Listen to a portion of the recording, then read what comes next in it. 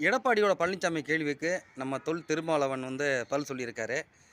ஆ, நிதி ஆயோக் கூட்டத்துக்கு போனதில என்ன தவறு இருக்கு?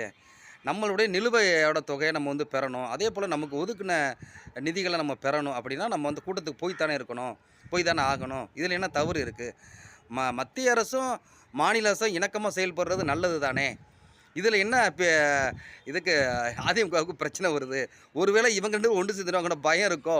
ஒரு பதட்டம் இருக்கோ! அப்படின்ற மாரி அண்ணன் ஒரு கருத்து சொல்றாரு. அண்ணா நீங்க இப்படி யோசிங்களேண்ணே, ஒருவேள திமுகவுக்கும், பிஜேபியும் கூட்டணின்னா உங்களுக்கு பதட்டம் வராதா அண்ணே? உங்களுக்கு வரல முதல்ல. நீங்க என்ன சொல்லியிருக்கீங்க? ஜாதி வெறி கட்சி, பாமகவோட சேர மாட்டோம். மதவெறி கட்சி, பிஜேபியோட சேர மாட்டோம்னு நீங்க சொன்னீங்கல்ல. இப்போ இவங்க இணக்கமா போய் ஒருவேளை கூட்டணிக்கு போயிட்டாங்கன்னா, அது உங்களுக்கு சரியா இருக்குமாண்ணே? உங்களுக்கு இயல்பா உங்களுக்கு ஒரு பதட்டம் வரத்தானே செய்யும். அதனால அவங்க ஆல்ரெடி கூட்டணியிலே இருக்கிறாங்க. அவங்க ஒரு கருத்த பதிவு பண்றாங்க. நீங்க அமலாக்கத்துறை சோதனைக்கு ஒரு ஒரு எந்த ஒரு பதிவும் போட மாட்டேங்கிறீங்க. அதே மாரி பார்த்தீங்கன்னா, யார் இந்த சார் எதுலயுமே ஒரு பொதுவா ஒரு கருத்து சொல்லிட்டு அப்படியே கடந்து போயிறீங்களே தவிர, எதிர்க்கட்சி வரிசையில் நின்னு ஒரு போராட்டத்தையோ பெருசா எதுவும் முன்னெடுக்கிறதில்ல. பட்டும் படாமையே இந்த கூட்டணி கட்சிகள்லாம் இருக்கிறீங்களே தவிர, நீங்க வெளியில வாங்கண்ணே.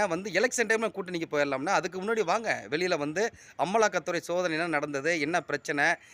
நீங்களே மக்களுக்கு முன்னாடி நில்லுங்க. மக்கள் தான் கேள்வி கேட்கணுமா? உங்களுக்கு ஓட்டு போட்டு தேர்ந்தெடுத்திருக்காங்கல்ல. நீங்க கேள்வி கேளுங்க திமுக அரசோடவே ஒண்டி போய் நிக்கிறீங்க.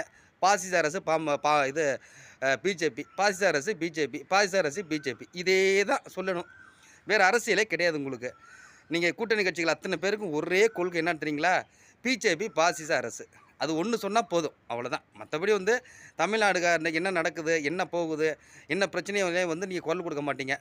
எங்களுக்கு பிஜேபிய எதுக்கணும். அதுக்கு திமுக போல ஒரு கூட்டணிக்கு வேணும். அவங்க பக்கத்துல நாங்க இருப்போம். அவங்க என்ன சொன்னாலும் நாங்க ஏத்துக்கிடுவோம்.